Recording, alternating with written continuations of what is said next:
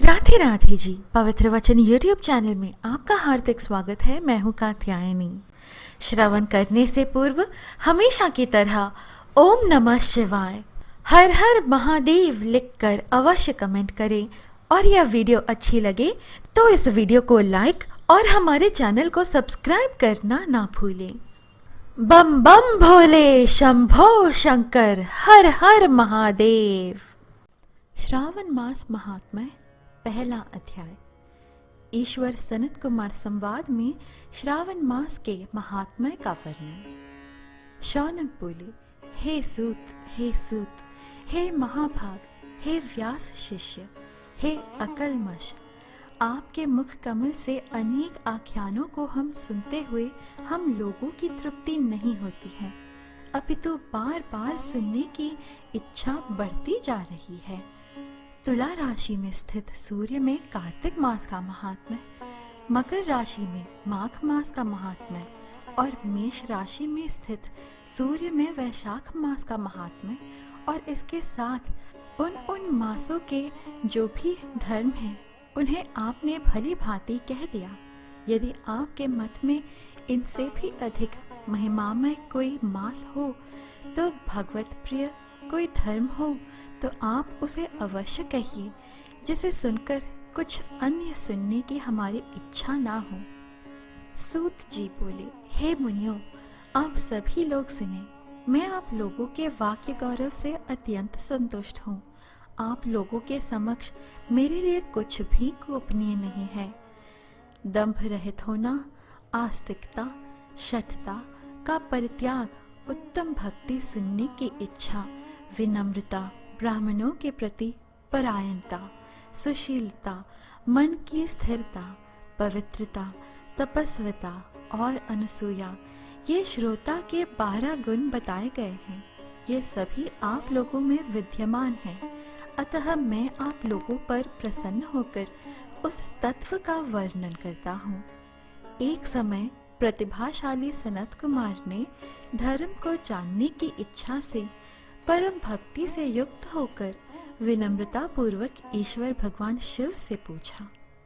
सनत कुमार बोले, योगियों के द्वारा आराधनीय चरण कमल वाले हे देव, हे महाभाग, हमने आपसे अनेक व्रतों तथा बहुत प्रकार के धर्मों का श्रवण किया, फिर भी हम लोगों के मन में सुनने की अभिलाषा है।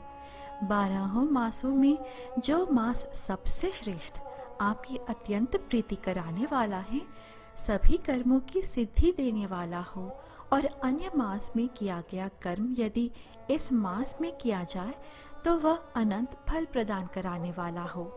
हे देव, उस मास को बताने की कृपा कीजिए। साथ ही लोकानुग्रह की कामना से उस मास के सभी धर्मों का भी वर्णन कीजिए। ईश्वर बोले, हे सनत कुमार, मैं अत्यंत गोपनीय भी आपको बताऊंगा। हे सुव्रत, हे विधि नंदन, मैं आपकी श्रवणोच्छा तथा भक्ति से प्रसन्न हूँ। 12 मासों में श्रावण मास मुझे अत्यंत प्रिय है। इसका महात्म्य सुनने योग्य है, अतः श्रावण कहा गया है। इस मास में श्रवण नक्षत्र युक्त पूर्णिमा होती है, इस कारण से भी इसे श्रावण कहा गया है। इसके महात्म्य के श्रवण मात्र से यह सिद्धि प्रदान करने वाला है, इसलिए भी ये श्रावण संज्ञा वाला है। निर्मलता गुण के कारण यह आकाश के सदृश है, इसलिए नभा कहा गया है। इस श्रावण मास के धर्मों की गणना करने में इस पृथ्वीलोक में कौन समर्थ हो सकता है, जिसके फल का संपूर्ण रूप से वर्णन करने के लिए ब्रह्मा जी 4 मुख वाले हैं, जिसके फल की महिमा को देखने के लिए इंद्र 1000 नेत्रों से युक्त हुए और जिसके फल को कहने के लिए शेषनाग 2000 जीवों से संपन्न हुए।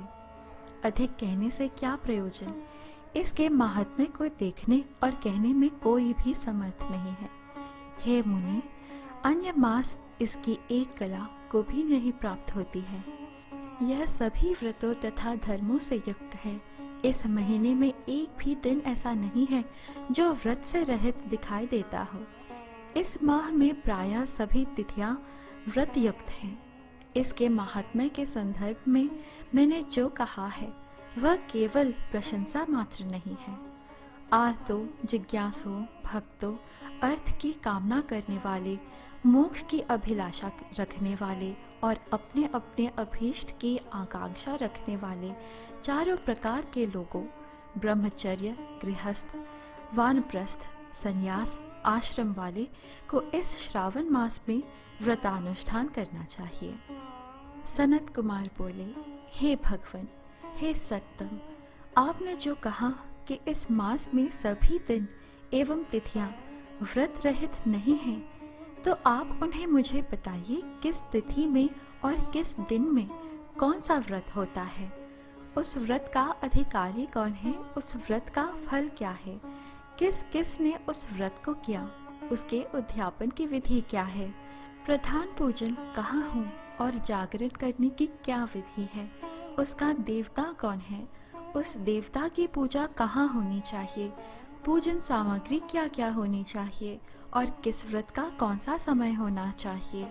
हे प्रभु, वह सब आप मुझे बताइए। यह मास आपको प्रिय क्यों है, किस कारण यह पवित्र है, इस मास में भगवान का कौन सा अवतार हुआ, यह सभी मासों से श्रेष्ठ कैसे हुआ और इस मास में कौन कौन धर्म अनुष्ठान के योग्य हैं।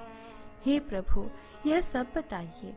आपके समक्ष मुझ अज्ञानी का प्रश्न करने में कितना ज्ञान हो सकता है, अतः आप संपूर्ण रूप से बताइए।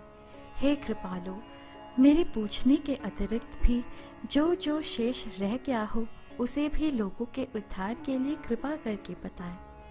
रविवार, सोमवार, भौमवार, बुधवार, बृहस्पतिवार, शुक्रवार और शनिवार के दिन जो करना चाहिए, हे विभो, वह सब मुझे बताइए।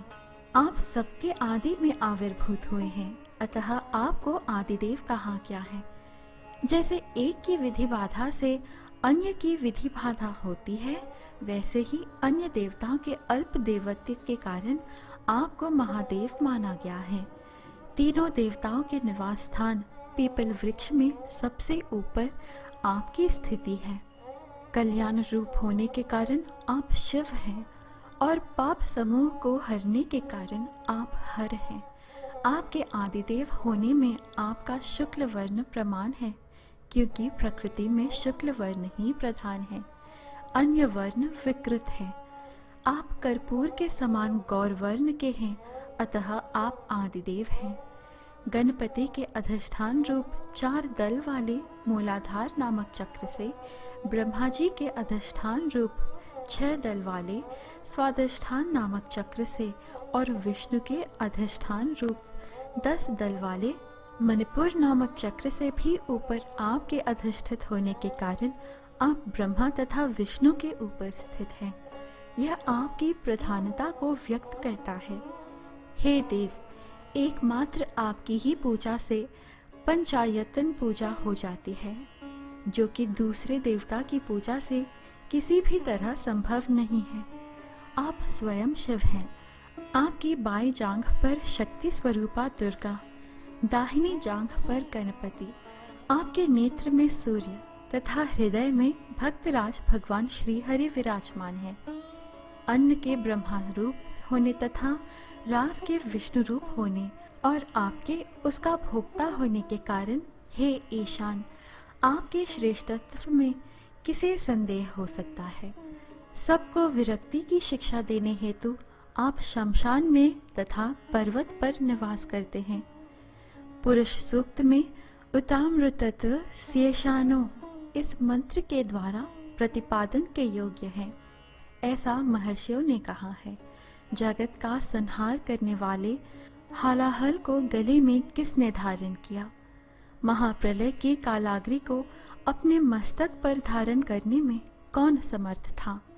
संसार रूप अंधकूप में पतन के हेतु कामदेव को किसने भस्म किया। आप ऐसे हैं कि आपकी महिमा का वर्णन करने में कौन समर्थ है। एक तुच्छ प्राणी में करोड़ों जन्मों में भी आपके प्रभाव का वर्णन नहीं कर सकता। अतः आप मेरे ऊपर कृपा करके मेरे प्रश्नों को बताएं। इस प्रकार श्री स्कंद पुराण के अंतर्गत ईश्वर सनत कुमार संवाद में श्रावण मास महात्म्य में पहला अध्याय पूर्ण हुआ। आशा है आपको आज की यह प्रस्तुति अच्छी लगी। हर हर महादेव लिखकर अवश्य कमेंट करें और इस वीडियो को लाइक और हमारे चैनल को सब्सक्राइब करना ना भूलें। फिर मिलेंगे अगली वीडियो में। जय श्री कृष्ण। राधे राधे।